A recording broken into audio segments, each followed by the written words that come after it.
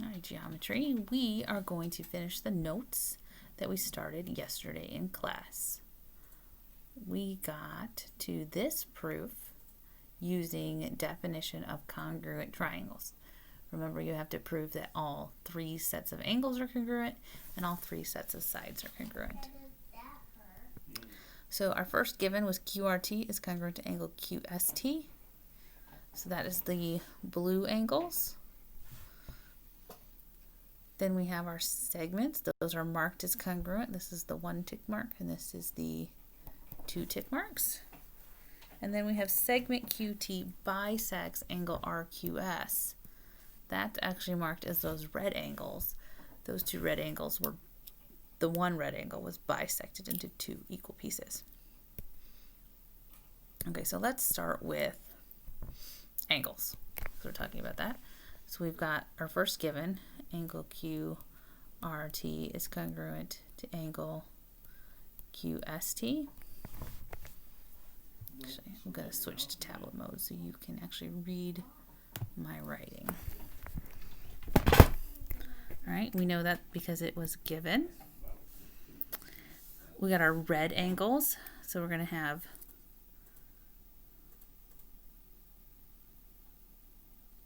those two red angles are going to be congruent because they were bisected, so we put that bisector in first.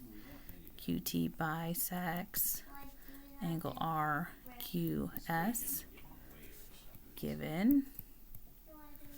So that gives us our red angles. Angle RQT is congruent to angle SQT. And why are those two things congruent? Look back at the previous step. They are congruent because they were bisected. So that's going to be definition of bisector. We have two of our angles done, and we need this third angle. We don't know anything about that third angle. It looks like a right angle, but I'm not sure. But remember, we have our third angles theorem.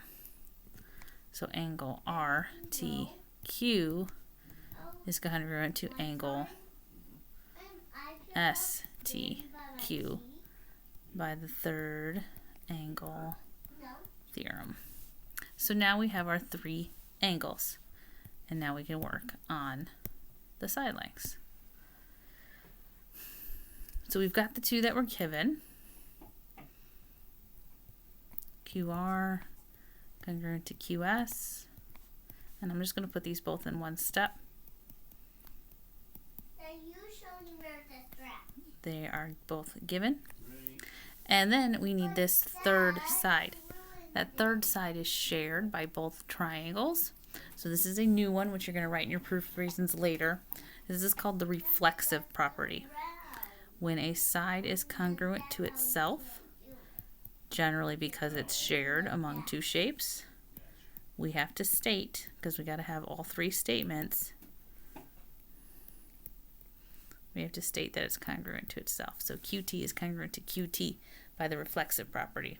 So now we have all six congruent signs. 1, 2, 3, 4, 5, 6. So we can finally state our proof. Let me change the color. Triangle RQT is congruent to triangle SQT by the definition of congruent triangles.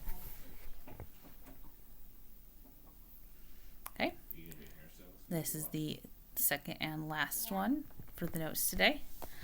Find the values of x and y. Okay, so this one, they're highlighting already that these two triangles are congruent. So we just need to plug in the values of each.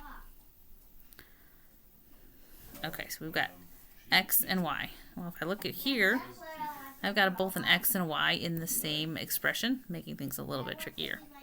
So let's start with the angle E, where it's 16x. What angle does angle E correspond with in the first triangle? Well, it corresponds with angle A. And angle A is 112 degrees. So we've got 112 equals 16x.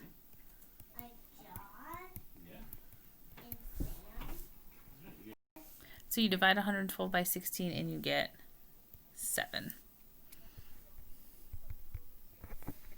And now my camera's back and you can see me. Okay, that gives us our x. We can plug that in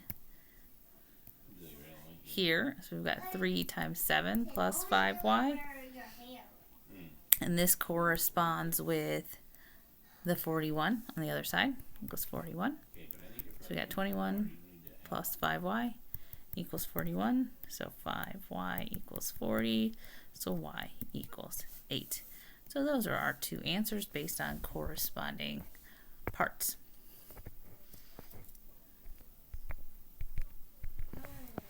Okay, so now I want you to go back to your Google Classroom, read the directions in the Google Classroom assignment.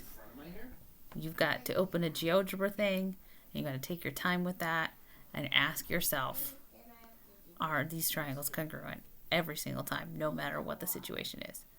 Do they have to be congruent? Read those directions, finish that activity for today, and copy some of those proof reasons into your notebook. And I will see you tomorrow.